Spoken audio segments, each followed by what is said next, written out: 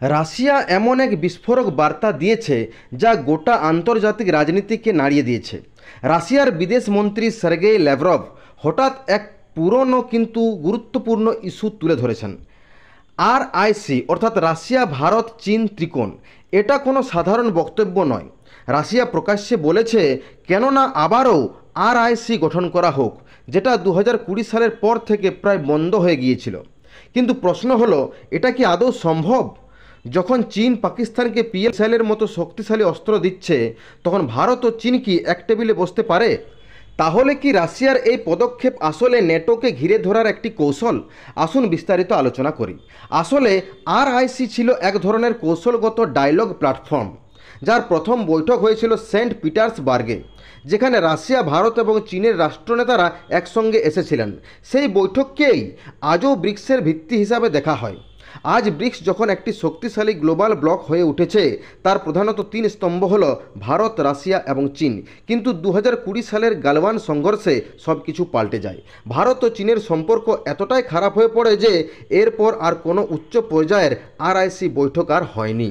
তাহলে হঠাৎ রাশিয়ার আবার আরআইসির কথা মনে পড়ল কেন? আসলে আমেরিকা ও রাশিয়ার সম্পর্ক এই মুহূর্তে ইতিহাসের সবচেয়ে খারাপ পর্যায়ে রয়েছে।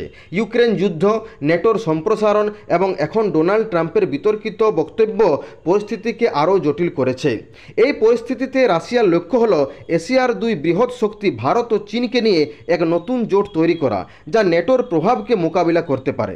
অর্থাৎ পশ্চিমা বিশ্বের বিরুদ্ধে এশিয়ার পক্ষ থেকে একটি শক্তিশালী মেরু গঠন। তবে আসল প্রশ্ন হলো, ভারত ও চীন কি আবার একসাথে আসতে পারবে?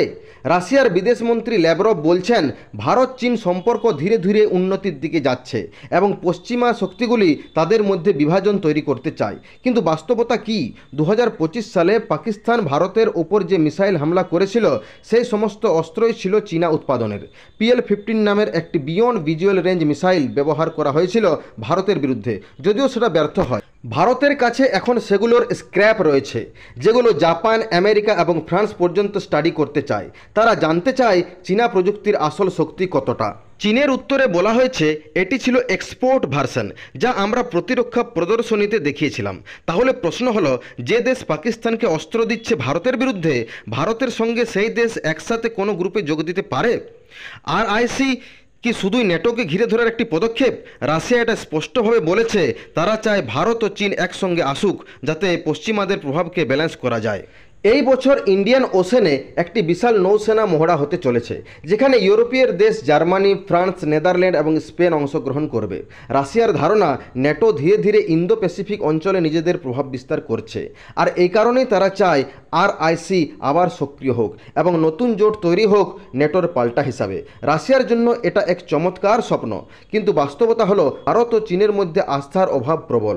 পাকিস্তানকে যে F-17 যুদ্ধবিমান দেওয়া, PL-15 মিসাইল সরবরাহ করা এবং এখন এমনও রিপোর্ট রয়েছে যে চীন J-35 ফিফথ জেনারেশন যুদ্ধবিমানও পাকিস্তানকে দিতে চলেছে।